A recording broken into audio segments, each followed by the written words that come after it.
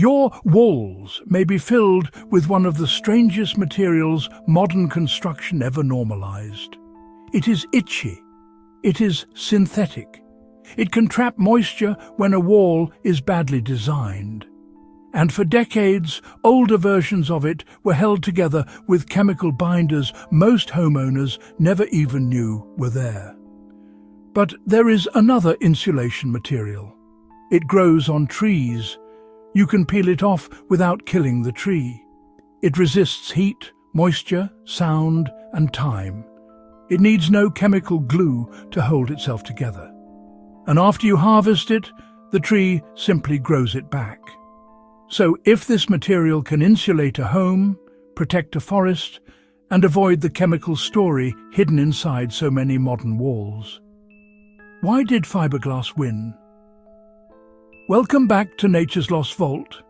And if you are new here, subscribe now, because this channel opens the forgotten archive of materials, plants, and natural technologies that should never have disappeared. The archive opens in the cork oak forests of southern Europe. The cork oak is not like most trees. When you cut down a normal tree for wood, the tree is gone. But cork oak gives its bark without dying. The first harvest happens only after the tree has grown for decades. Then, every 9 to 12 years, skilled workers return and carefully remove the outer bark by hand.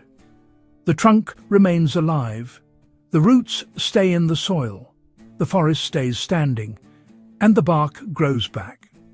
That is the first thing that makes cork so strange.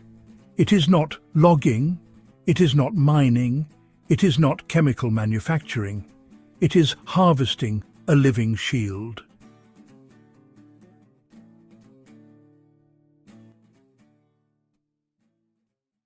For centuries, people understood that cork was different. It was light, warm, elastic, water-resistant, quiet, slow to burn, and almost impossible to mistake for ordinary wood. It floated in water. It sealed wine. It protected food. It softened sound. And eventually, builders realized it could protect buildings too. But the real breakthrough came when cork was not just cut into pieces. It was transformed. When cork granules are exposed to heat and pressure, something remarkable happens. The cork expands, and a natural compound inside the bark, called suberin, begins to act like its own glue. No synthetic binder, no formaldehyde resin, no chemical adhesive holding the board together. The cork binds itself. That is why expanded cork insulation feels almost impossible as a modern material. It looks like something from the past, but it behaves like something the future should have chosen.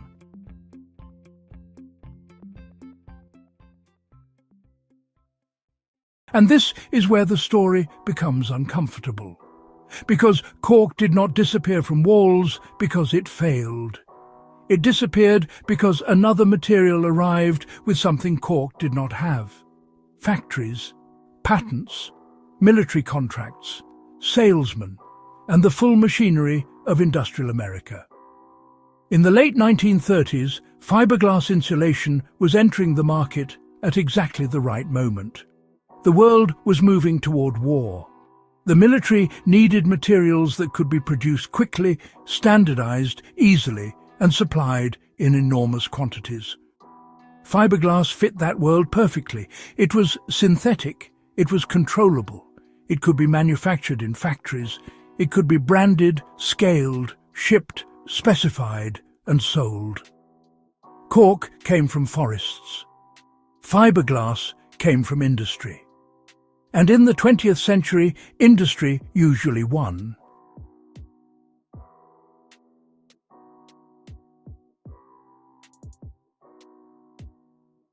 During the war years, industrial supply chains exploded. Factories learned how to produce at massive scale.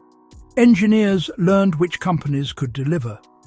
Government buyers learned which materials fit procurement systems. And when the war ended, all of that knowledge did not disappear. It moved into the American suburb. millions of homes had to be built quickly, cheaply, predictably. And the building industry did not want complicated materials. It wanted standard products, rolls, bats, catalogue numbers, truckloads. Fiberglass was perfect for that new world. Cork was not beaten by performance. It was beaten by distribution. That is the second twist of the story. The better material does not always win.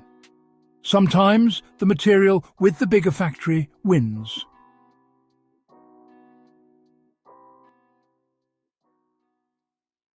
By the 1950s and 1960s, fiberglass was no longer just an insulation product. It was the normal answer. Builders knew it. Suppliers stocked it. Contractors installed it. Training manuals showed it. Homeowners recognized it. And once a material becomes normal, people stop asking if it is best. They only ask if it is familiar. That is how a tree bark that could insulate walls for generations became strange. And a synthetic fibre that made people itch became ordinary. But hidden inside that ordinary material was a story most homeowners never heard. For decades, many fiberglass insulation products used formaldehyde-based binders to hold the fibres together. Formaldehyde is not a harmless word. It is classified as a human carcinogen. Now, this part needs to be said carefully. Modern fiberglass insulation has changed.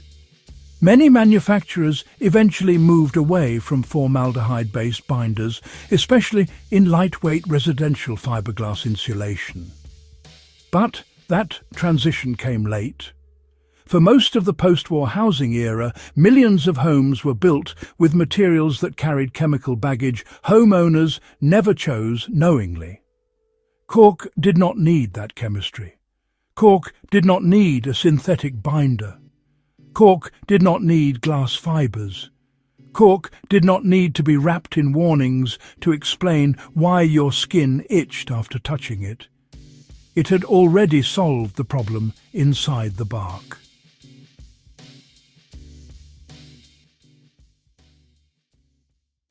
And if fiberglass had clearly performed better, maybe the story would end there. But it does not. Because cork is not weak insulation. Cork insulation is usually in the same performance range as standard fiberglass per inch, and in some comparisons it can be higher. But our value is only one metric. A wall is not just a math problem. A wall has to handle moisture. It has to handle sound. It has to handle time. It has to survive bad weather, bad installation, and decades of seasonal movement. Fiberglass can work when installed correctly. But when moisture gets into a wall, fiberglass can lose performance. It can hold dampness. And in the wrong wall assembly, that trapped moisture can help create the conditions for mold and rot. Cork behaves differently. It resists liquid water. It allows vapour to move slowly. It can help a wall dry. That matters because the most dangerous wall is not always the cold wall. It is the wall that cannot breathe, the wall that hides water, the wall that looks fine from the outside while damage grows inside.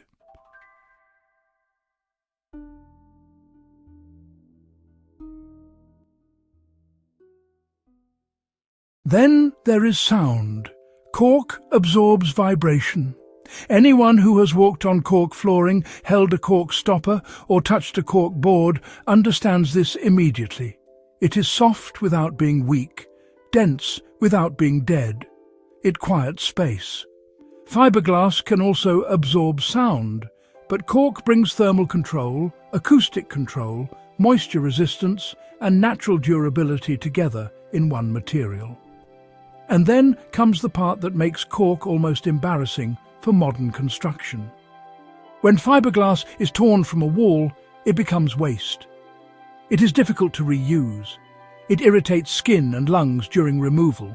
It usually goes to landfill. When cork reaches the end of its service life, it is still bark. compressed, heated, shaped, but still bark. A material that began in a living forest can return to the earth far more cleanly than the synthetic materials that replaced it. So why is it not everywhere? This is where the adult version of the story begins. Because cork is not a fairy tale material. It has limits. It can cost more up front. It is not stocked in every lumberyard. It is often imported. Many contractors have never installed it. Building systems are designed around familiar materials. And modern construction is extremely conservative. If a builder has used fiberglass for 30 years, he is not going to change because a tree in Portugal has a better story. The system has to change first. And that is exactly why cork disappeared. Not because it failed as insulation, because the industry around it was smaller. Not because it was toxic, because it was not. Not because it was too primitive, because it did not fit a world built around chemical manufacturing, mass distribution, and repeat sales. Cork did not lose to fiberglass on beauty. It did not lose on sustainability. It did not lose on comfort. It lost on scale. And scale is the hidden force behind almost every material we think of as normal. Visual instruction. Show big box store aisles full of common insulation products, trucks, warehouses, and builders choosing familiar materials. Then contrast with cork panels, smaller suppliers, and cork forests. But the story is not over. In Europe, cork never fully disappeared. Architects, natural builders, and high-performance building designers still use cork as exterior insulation, acoustic insulation, flooring, and wall systems. In Portugal and Spain, the tradition never fully broke. The forest remained. The knowledge remained. The bark kept growing back. And now, as homeowners worry more about indoor air, moisture, mold, energy use, and the waste created by construction, cork is quietly returning. Not as nostalgia, as a serious building material. And the consequences reach far beyond the wall. The cork oak forests of the Mediterranean are living landscapes. They support wildlife. They protect soil. They store carbon. They help slow desertification in dry regions. And they survive because cork has value. If the bark is worth harvesting, the forest is worth keeping. If the forest is worth keeping, the trees stay standing. That means choosing cork is not just choosing an insulation board, it is choosing the survival of an old working forest system. A system where the tree gives without dying, where the material grows back, where the forest remains alive because people still need what it produces. And that is the real lesson hidden inside your walls. And that is the real lesson hidden inside your walls. Modern construction often tells the same story. A natural material works. People understand it. It lasts. It fits the environment. Then a synthetic material arrives with factories, marketing, distribution, and standardization. The old material is not defeated in a fair contest. It is buried under convenience. And after 2 generations, people look at the natural material and call it strange. But cork was never strange. The strange thing is that we normalized itchy synthetic fibers before we remembered a bark that could do the job without killing the tree. The strange thing is that we built homes so fast we stopped asking what we were putting inside them. The strange thing is that the material that grows back became the forgotten one. So no, cork is not perfect. It is not always the cheapest. It is not always the easiest to find. It will not replace every insulation material in every wall tomorrow. But that was never the point. The point is that better materials can disappear when the wrong system gets built around them. And sometimes the thing we call progress is just the thing that had better distribution. The cork oak is still standing, the bark is still growing, the old knowledge is still there. Waiting in the forest, waiting in the wall, waiting for us to remember that a home is not just something we build, it is something we breathe inside. If this vault opened something for you, subscribe to Nature's Lost Vault. And tell me in the comments, would you use cork insulation in your own home? Or do you think fiberglass still wins because it is cheaper and easier to find? Like the video if you want more forgotten materials, lost natural technologies, and the systems that quietly decided what survived. The next vault opens soon.